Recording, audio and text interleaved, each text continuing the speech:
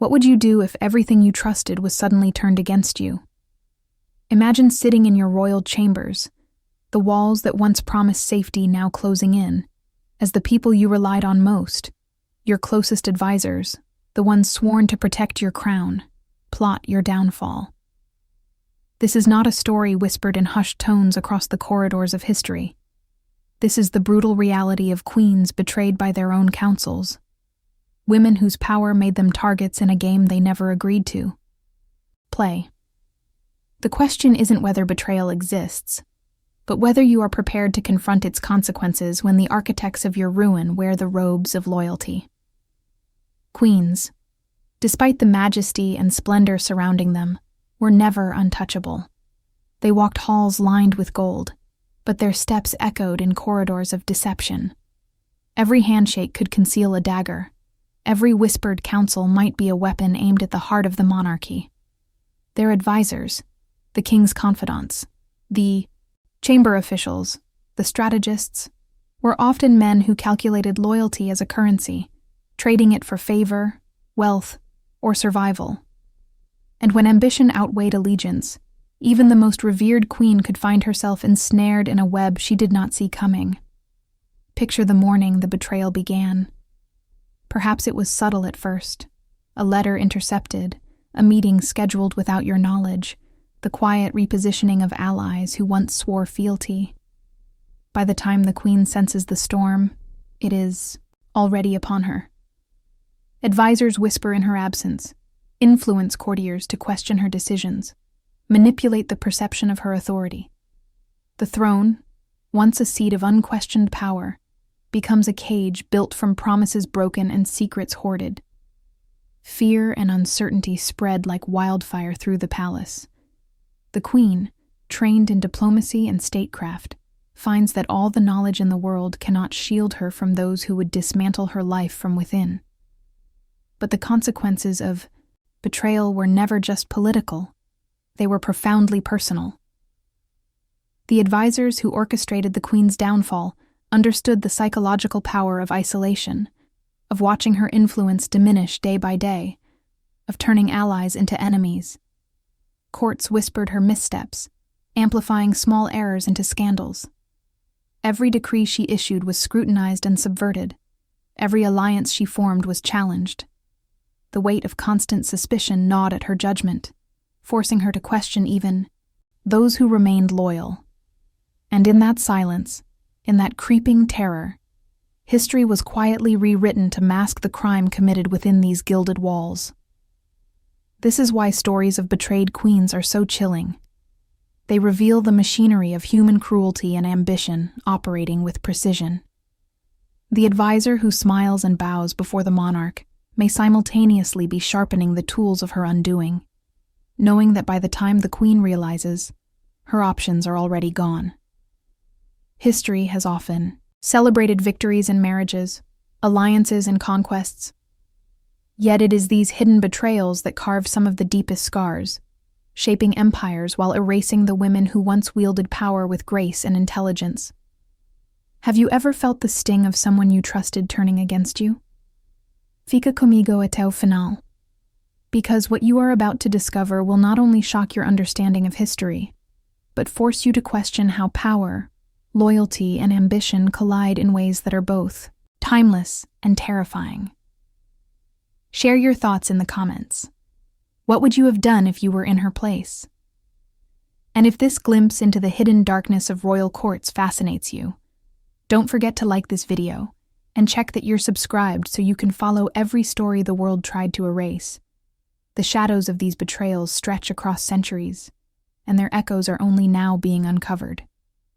But the story has just begun, and the truth behind these treacheries is far worse than anyone ever imagined. To understand the depth of these betrayals, we must step back and examine the intricate dance of power within royal courts. Queens did not reign in isolation. They depended on a complex network of advisors, ministers, and nobles, whose influence often rivaled their own. In theory, these men were meant to serve the crown, to provide guidance, strategy, and loyalty.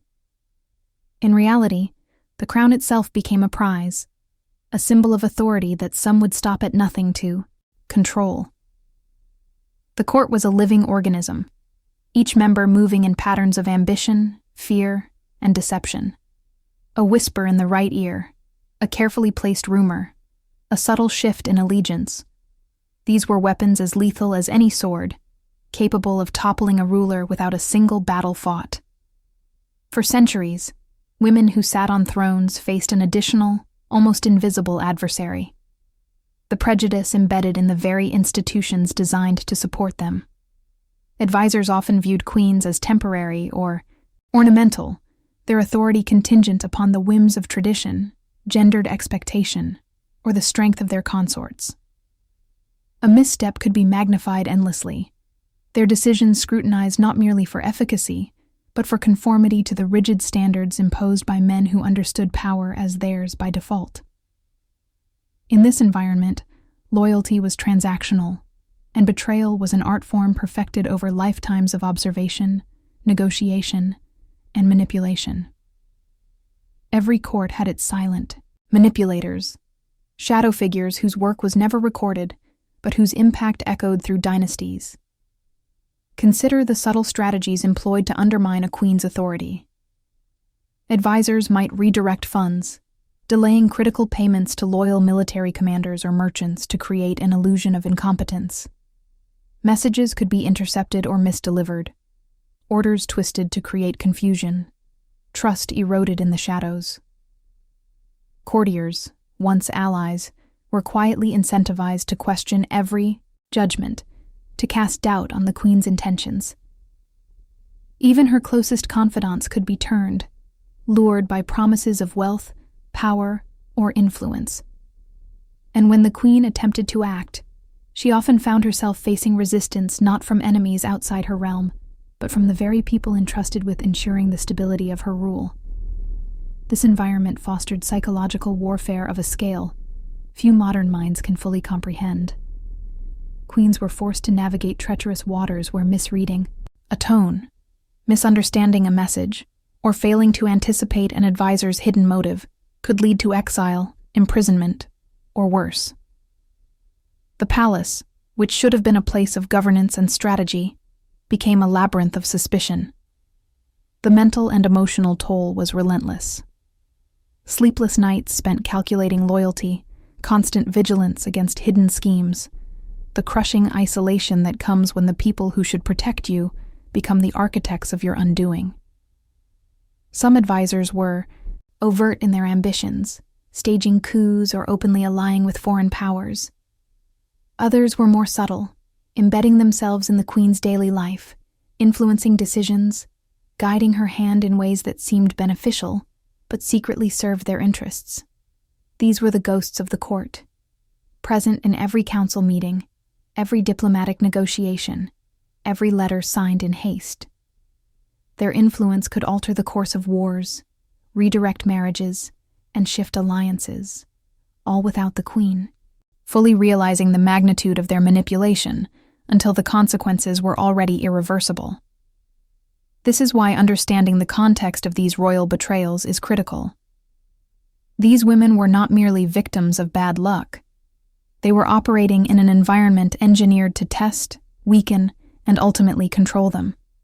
Every misstep was calculated, every failure amplified, and every act of loyalty scrutinized and potentially weaponized against them. Power, it seems, was never absolute. It was fragile, contingent, and constantly contested. And in the shadows of this fragility, betrayal thrived. The seeds of disaster were sown long before the first act of treachery became visible. And yet, despite these manipulations, some queens would rise, resist, and fight back, not with armies alone, but with intelligence, strategy, and an unbreakable will. Their stories, often buried under centuries of revisionist history, reveal not just the horrors of betrayal, but the resilience and ingenuity of those who endured it. The first visible signs of betrayal often arrived like a chill running through the palace corridors, subtle, yet unmistakable. Advisors who once appeared loyal began to act differently, their glances lingering longer, their words measured with careful precision, their gestures hinting at unseen alliances. Small inconsistencies emerged in the Queen's daily routines. Messages misplaced, appointments suddenly changed, guards positioned in unusual ways. To the untrained eye, these anomalies might appear coincidental, trivial, even bureaucratic errors. But to a queen aware of the stakes, each small deviation was a thread in a web of treachery, a calculated prelude to catastrophe. In these moments, paranoia was not a flaw. It was a necessity. Every handshake could conceal a dagger. Every smile might mask a knife poised for the fall. Trusted ministers might advocate policies that seemed prudent, yet subtly eroded her authority, while foreign emissaries, guided by whispered hints from within, tested her resolve. It was a theater of shadows, where every move was scrutinized and every decision potentially manipulated. Some queens recognized these signs immediately, relying on intuition honed by years of political survival. Others, blinded by trust or burdened by the weight of courtly expectations, failed to see the danger until it had fully materialized. The betrayal of a queen was rarely a single dramatic act. It unfolded over weeks, months, even years, slow erosion of power executed with surgical precision. Advisors coordinated in ways that seemed impossible to detect. Financial mismanagement that destabilized the crown, alliances subverted to isolate the queen, and propaganda whispered through the corridors to turn allies against her. Every smile in her presence might carry a double meaning, every counsel, a hidden agenda. The palace itself became a labyrinth of suspicion and doubt, where the walls seemed to echo with conspiracies whispered behind closed doors. And then came the critical moment, the tipping point where calculated deception shifted into outright action. It might be a council session where the Queen's decree was publicly undermined, a vote of the court manipulated to strip her of influence, or a sudden accusation planted that questioned her loyalty or competence. These actions were designed not merely to weaken her authority, but to fracture her confidence, to make her question every decision, every ally, every step she took within the palace. The psychological warfare was as lethal as any sword. It aimed to unseat her before open rebellion was even necessary. The aftermath of these initial betrayals was devastating. A queen could find herself isolated, her supporters bribed or threatened into silence, her public image tarnished by rumors carefully orchestrated by those she trusted most. Decisions that had once been met with compliance were met with resistance or sabotage. Diplomats and generals once loyal, hesitated or defied her, and in some cases, armies could be persuaded to align with her adversaries. The Queen, despite her intelligence and foresight, might find herself outmaneuvered in ways that seemed impossible, betrayed not by a single enemy, but by the very network meant to secure her rule. This subtle yet inexorable erosion of power set the stage for the most dramatic acts of treachery. It was here that the invisible chains of betrayal tightened, forcing a queen to confront not just political adversaries, but the terrifying realization that those closest to her could be orchestrating her downfall. It was a lesson in the fragility of trust, in the cunning of human ambition, and in the perilous reality that loyalty in royal courts was a commodity, rare, conditional, and often fatal to the one who relied upon it. Understanding these early signs is crucial to grasping the true horror of what came next. For when betrayal reaches its apex, the consequences extend far beyond the throne, affecting not only the queen, but the kingdom, the people, and the history that will be written or rewritten long after the act itself. The day of the betrayal arrived with a calm that belied the chaos simmering beneath the palace walls. Courtiers moved with deliberate precision, their smiles rehearsed, their gestures meticulously timed. The advisors who had spent months weaving their intricate web of deceit now began to act openly, guiding decisions that would isolate the queen from her allies and turn her closest confidants into instruments of her downfall. In the Hall of Councils, They spoke in measured tones, offering advice that seemed prudent, but was designed to mislead, to erode her authority piece by piece. Every word, every suggestion, every motion of the hand was a blade, invisible but lethal. For the queen, the sense of impending danger was almost tangible. She could feel the shift in the air, the subtle glances exchanged between those she once trusted. Her decisions were challenged not through debate, but through manipulation, as advisors planted seeds of doubt in the minds of generals, envoys, and ministers.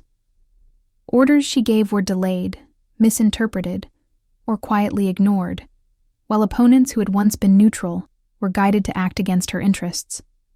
The palace, a place of strategy and ceremony, had transformed into a theater of psychological warfare where the lines between friend and foe dissolved into uncertainty and fear. What followed was a calculated series of moves aimed at disempowering her completely.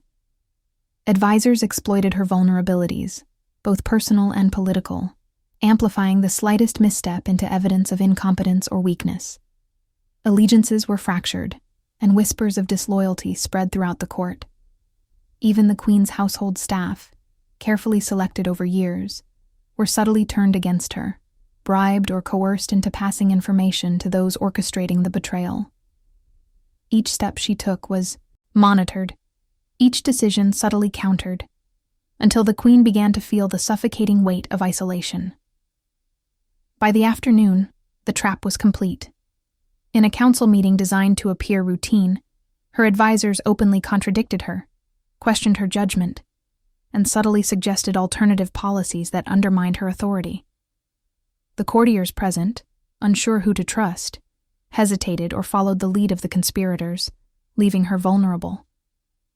Outside, the city buzzed with rumors, carefully leaked to weaken her support among nobles and military commanders. The queen, though aware of the manipulation, found herself navigating a minefield where each move carried the risk of political annihilation. The psychological toll was immense. Fear and uncertainty gnawed at her confidence, her sense of judgment clouded by the constant barrage of subterfuge. Decisions that once would have been straightforward now felt like acts of survival, requiring careful calculation and relentless vigilance. Every conversation, every document, every interaction became a potential vector for betrayal. And through it all, the advisors remained calm, composed, their actions deliberate, their loyalty a veneer concealing their deadly intent. By evening, the queen understood the full scope of the conspiracy. Those she relied upon most had conspired to strip her of power, not through open conflict, but through deception, manipulation, and quiet intimidation. The palace that once symbolized stability now felt like a labyrinth of treachery, where walls whispered secrets and allies hid knives behind their smiles. She realized that survival required more than intelligence or strategy. It demanded resilience, patience, and the ability to anticipate every hidden move.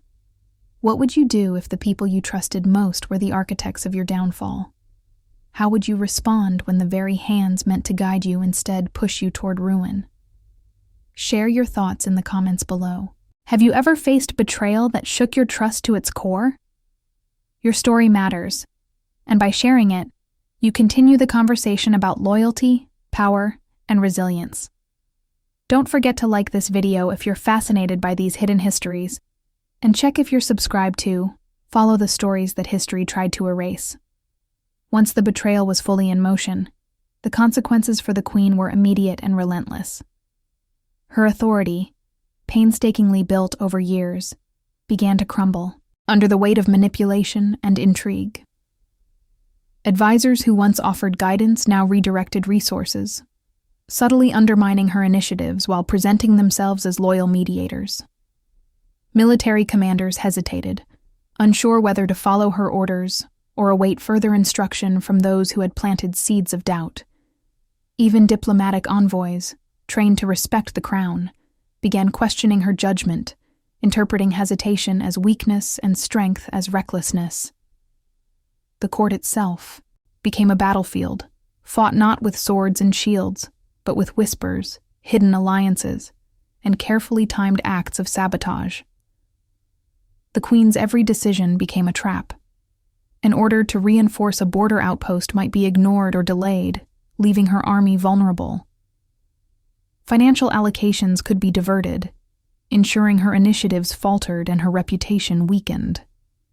Her own household staff, influenced by bribes or threats, acted as informants, feeding information to conspirators who carefully plotted her next misstep. And while these acts may have seemed isolated or bureaucratic, together they formed a tapestry of manipulation so intricate that the queen, for all her intelligence and acumen, struggled to keep pace. Isolation was as effective as any attack. Friends and allies, unsure whom to trust, slowly withdrew, leaving her in a chamber of silence where every whisper could conceal danger. Rumors spread among the nobles, subtly undermining confidence in her leadership. Every council meeting became a performance, where advisors orchestrated debates that made her appear indecisive, hesitant, or even incapable. The queen's insight and wisdom, qualities that had once inspired loyalty, were now twisted into evidence of ineptitude. The psychological weight was immense, with constant doubt pressing in, forcing her to second-guess every choice, every word, every gesture. In some cases, advisors escalated their efforts beyond subversion, using fear as a weapon. Subtle threats could escalate to overt intimidation. Guards who once followed her orders became instruments of pressure. Minor accidents or miscommunications were exploited as evidence of negligence, and in extreme instances, trusted courtiers were replaced with loyal agents of the conspirators. This slow dismantling of her power created a climate in which any misstep could be fatal, not only to her political standing but to her personal safety. Survival depended on reading the hidden currents of betrayal with absolute precision. The cumulative effect of these machinations extended beyond immediate politics. Relations with neighboring kingdoms, already delicate, were manipulated to create tension, eroding trust, and exposing vulnerabilities. The queen, while navigating internal threats, also had to contend with the external pressures intensified by her advisors' schemes. Strategic decisions became exercises in risk management, with each choice potentially exploited by those who sought her ruin. This dual front of betrayal, internal and external, amplified the stakes, transforming the palace into a pressure cooker of tension and fear. Even with intelligence, resilience, and strategic thinking, the queen faced the harsh reality that betrayal within the court often could not be entirely thwarted. She could anticipate, she could plan, she could attempt to outmaneuver, but the conspirators' advantage lay in secrecy and patience. Every day brought a new test of her capacity to maintain composure, authority, and influence in an environment designed to undermine her at every turn.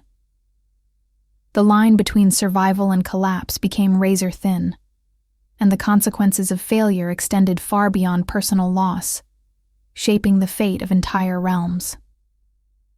This is the environment in which history often erased the stories of queens. Their brilliance, resilience, and ingenuity were overshadowed by the subtle, calculated, and systematic betrayals orchestrated from within the very halls meant to secure their power. Understanding this context is essential to appreciating not only the personal cost of political treachery, but the profound impact these acts had on history itself. The next phase of this story will reveal just how far advisors were willing to go to secure power, and the extremes a queen might endure to survive against betrayal designed to be inescapable. As the queen's world tightened around her, she began to understand the full scope of her advisors' ambitions. Their betrayal was no spontaneous act of disloyalty. It was a carefully orchestrated strategy, one designed to dismantle her influence, her credibility, and her authority, piece by piece. Each maneuver, whether financial misdirection, subtle misinformation, or orchestrated dissent, was calculated to weaken her standing, making her appear indecisive, incompetent, or unfit to lead. These advisors had studied the dynamics of power intimately, understanding how to exploit the vulnerabilities of even the most formidable monarchs. The psychological pressure became relentless.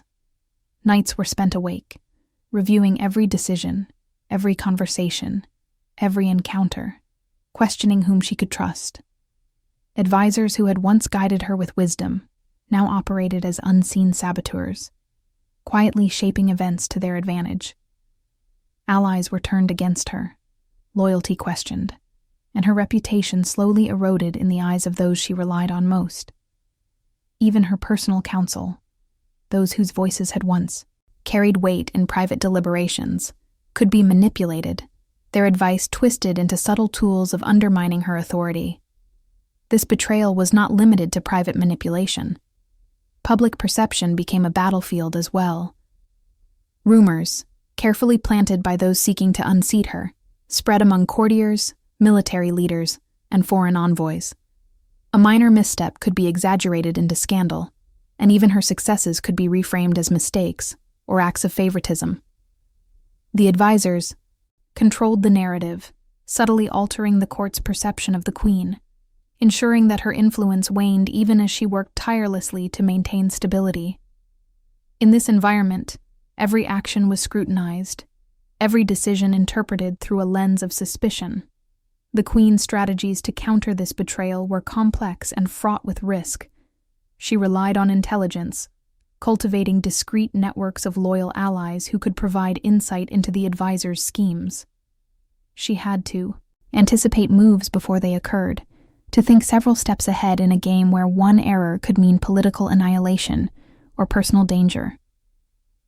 Diplomacy became a delicate balancing act, outwardly demonstrating authority and competence, while secretly countering the covert operations orchestrated by her own advisors. Each success was temporary, fragile, and always threatened by the invisible hand of betrayal. In some cases, the manipulation extended to subtle coercion and intimidation. Advisors threatened to expose minor indiscretions, manipulated court rituals to create public embarrassment, or leveraged the queen's relationships with nobles to isolate her further. Even minor administrative errors were seized upon to sow doubt and weaken confidence among her supporters. The palace became a theater of constant vigilance, where survival depended on not only political acumen, but psychological resilience. The queen's life and her reign existed in a state of perpetual tension, a relentless test of endurance and insight. Through these trials, some queens developed extraordinary resilience. They learned to read deception in the smallest details, the hesitation in a gesture, the unintended slip of a word, the subtle alignment of alliances. Their responses were often subtle acts of counterintelligence, carefully timed orders, discreet inquiries, or silent observation. These tactics required not brute force, but patience, intelligence, and the ability to endure relentless psychological pressure. Every interaction became a strategy session, every conversation a test of loyalty, every glance a clue to hidden motives. Understanding the deliberate, calculated nature of these betrayals reveals why queens were often overwhelmed, despite their intelligence, wisdom, and experience.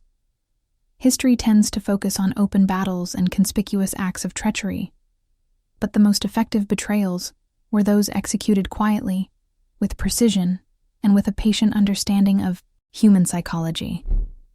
This period of insidious manipulation set the stage for the dramatic confrontations that would ultimately determine the queen's survival, her legacy, and the fate of her kingdom.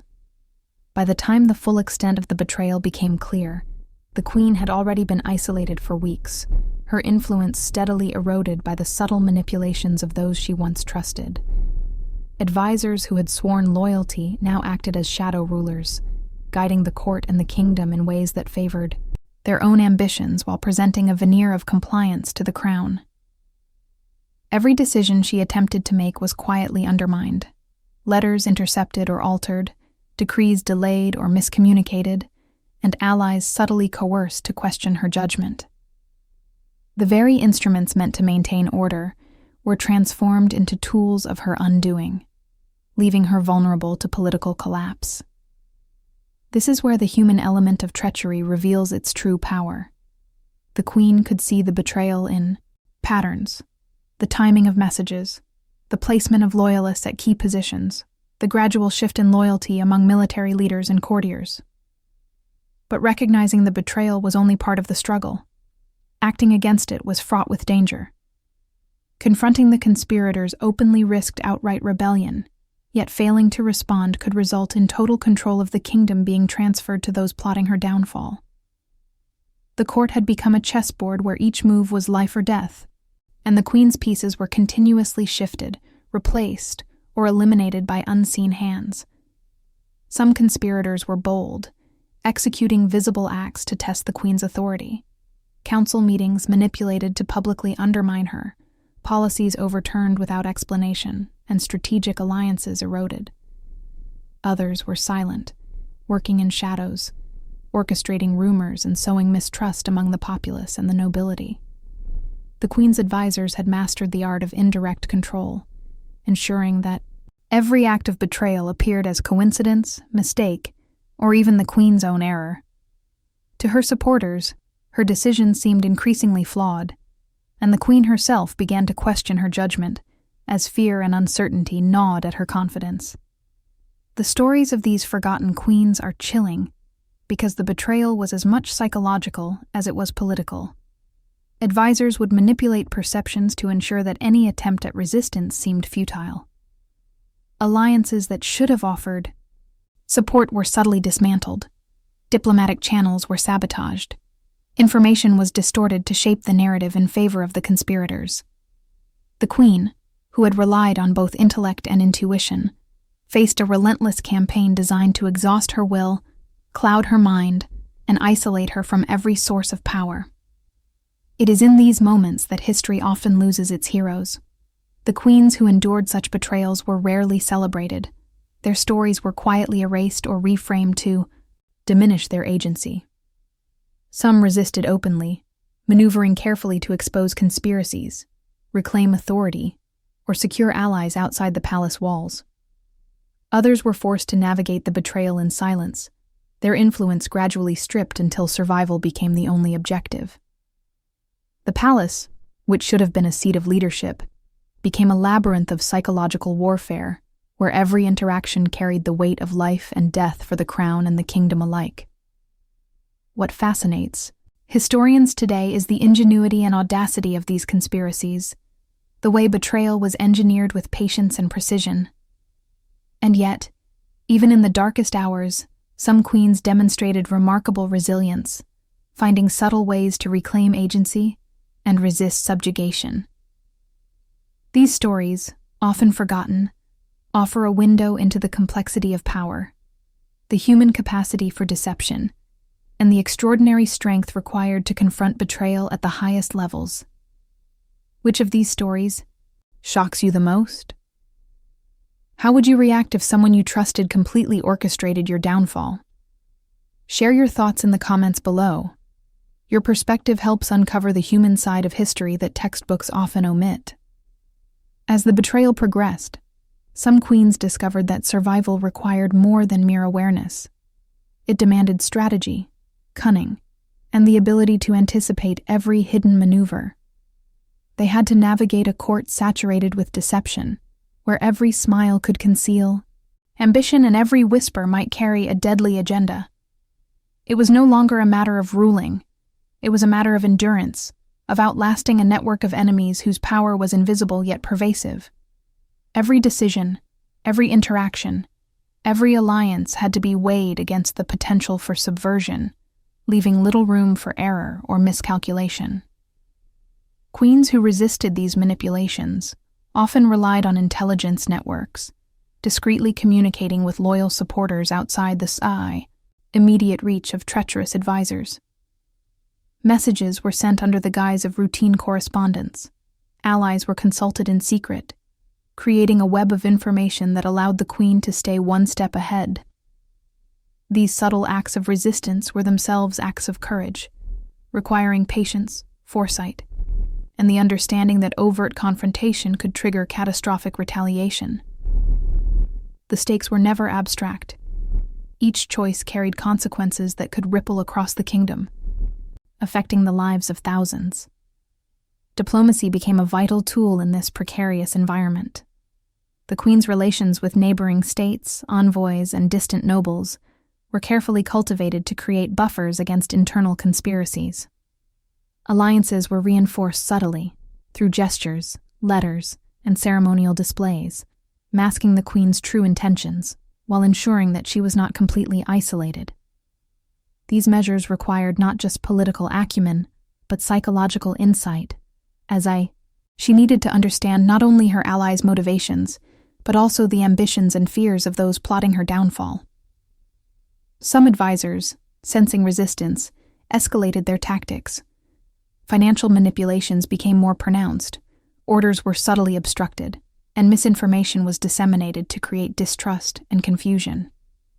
The queen's every command was monitored, and her intentions twisted to serve the conspirators' objectives. The palace, a place that should have represented stability and authority, became a crucible of pressure, where the ability to maintain composure, discern loyalty, and execute subtle countermeasures determined not just the queen's influence, but her very survival. Despite the relentless pressure, certain queens demonstrated remarkable resilience. They learned to read the court like a living organism, detecting patterns, interpreting gestures, and identifying hidden loyalties. Every interaction became a test. A glance across the hall, a pause in conversation, or a misdelivered message could provide crucial insight into the conspirators' strategies. By combining observation with foresight, these queens could sometimes neutralize the subtle manipulations designed to dismantle their authority. Their resistance often went unnoticed, for the conspirators were focused on the visible trappings of power rather than the quiet maneuvers beneath the surface. These acts of resistance were not just political, they were profoundly personal. The queens had to protect their dignity, their legacy, and the well-being of those loyal to them, all while contending with psychological warfare designed to destabilize their minds and erode their confidence. Each subtle success was a reclaiming of agency, a reaffirmation that even in the shadow of betrayal, authority and resilience could persist. This phase of court intrigue highlights the extraordinary tension between appearance and reality, trust and suspicion, power and vulnerability. It shows how survival in a court riddled with betrayal required a combination of intelligence, patience, and courage. The story of these queens reveals that even under the most carefully orchestrated betrayals, resistance was possible, though never without cost. As the queen moved through the perilous landscape of courtly betrayal, she discovered that surviving one act of treachery did not guarantee safety from the next. The advisor's strategies evolved constantly, adapting to her defenses, probing for weaknesses, and exploiting any perceived hesitation. It was a relentless test of intellect and endurance, where every victory was temporary and every setback magnified. The palace became a battlefield of perception, where subtle shifts in power could determine the fate of the throne and the kingdom alike. Queens learned quickly that isolation was a weapon as potent as open opposition. Trusted allies could be coerced, bribed, or subtly manipulated to question her directives, creating the appearance of diminishing support. Courtiers who had once acted as buffers or mediators now became instruments of pressure, amplifying minor errors into critical failures. The queen's influence over her own court was constantly challenged, and even her public appearances were monitored for signs of weakness or indecision. The weight of scrutiny was suffocating, and the psychological toll immense, testing not only her ability to lead, but her capacity to maintain confidence in herself and her judgment. Subterfuge was everywhere. Messages were delayed, misdelivered, or altered to create confusion. Policies that had been approved were quietly obstructed, while opponents were encouraged to interpret her decisions as incompetence. Even her personal routines could be leveraged against her. The arrangement of guards, the timing of audiences, and the distribution of privileges could be manipulated to isolate her or expose vulnerabilities. Advisors understood that control over perception was as powerful as control over armies, and they wielded it with devastating efficiency. Despite these pressures, some queens demonstrated remarkable adaptability and strategic acumen. They learned to anticipate the moves of conspirators, employing indirect methods to regain agency. Discreet communications with loyalists, subtle adjustments in policy, and carefully timed actions allowed them to navigate the complex web of deceit without triggering open conflict. Resistance was not always visible. It was often a matter of maintaining influence while keeping the conspirators unaware that their plans were being countered. Every minor success required vigilance, patience, and an acute understanding of human behavior within the court's intricate social hierarchy. The long-term effects of such betrayals extended far beyond the immediate palace walls. Political alliances could be destabilized, wars delayed or provoked, and the queen's legacy rewritten by those who sought to erase her achievements. The subtle manipulation of perception had consequences that shaped entire kingdoms, influencing the actions of generals, diplomats, and nobles who relied on her judgment. The queen's ability to resist internal betrayal directly affected not only her reign, but the stability and future of the realm she governed.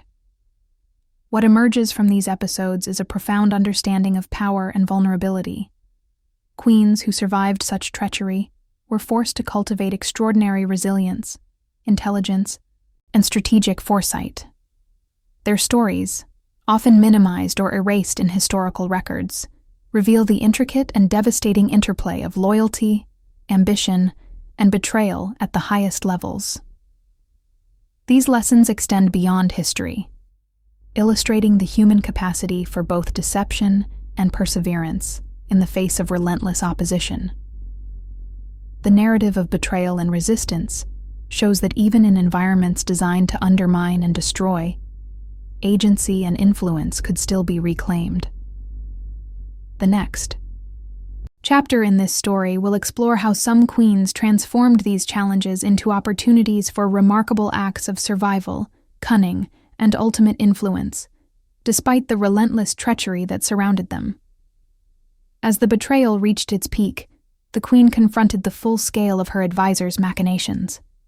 Every corner of the palace, every council meeting, every message carried the potential for sabotage. Allies were compromised, rivals emboldened, and the perception of her authority manipulated with precision. It was a test of endurance and strategy unlike any other, where the difference between survival and ruin was measured not in armies or swords, but in perception, resilience, and the ability to act decisively in the shadows. Yet, even in this environment of relentless deception, some queens discovered paths to reclaim power.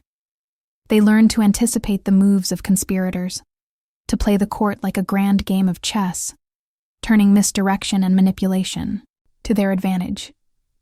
Discreet communications with loyal allies outside the palace, subtle adjustments in policy, and careful cultivation of support within the nobility allowed them to survive, and in some cases, even thrive, despite the networks of treachery arrayed against them. Every decision became a calculated act. Every action weighed for both its immediate and long-term consequences. The most remarkable stories are those in which queens not only survived, but transformed betrayal into strategy.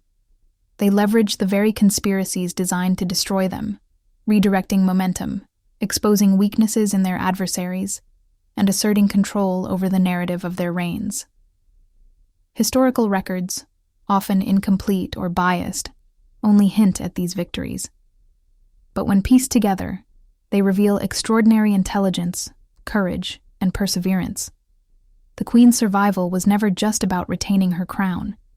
It was about outmaneuvering a system engineered to undermine her. Authority at every turn. Even in the aftermath, the consequences of these betrayals shaped the kingdom. Political alliances, succession plans, and the loyalty of generals and ministers were influenced by these hidden battles.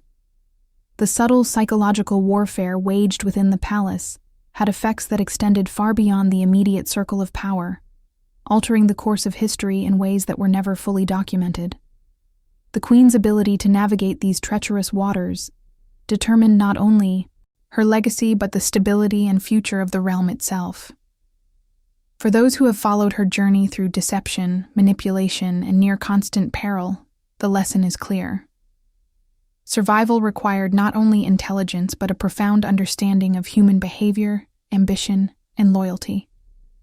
The queens who endured these trials demonstrate that even in the face of calculated betrayal, resilience, strategic thinking, and courage could preserve influence, dignity, and the power to shape events. Their stories are a testament to the strength and ingenuity required to maintain authority when every element of the court conspires against you. If you've been captivated by the extraordinary resilience and cunning displayed by these queens, make sure to show it by subscribing to the channel to uncover more stories history tried to erase. Leave a comment below telling us, "This message was for me," if you've ever faced a situation where trust was betrayed or had to navigate hidden agendas. Your thoughts matter, and continue the conversation about power, loyalty, and survival. And don't forget to like this video if you've been fascinated by these hidden histories. There's a video waiting for you right next to this one that complements this story. Click and continue exploring with us. The legacy of these queens reminds us that history is never just what's written in books. It's the untold struggle, the unseen battles, and the silent victories that reveal the true power of resilience and a strategy. Even when betrayal seems complete, influence and survival are never fully lost to those who understand the game.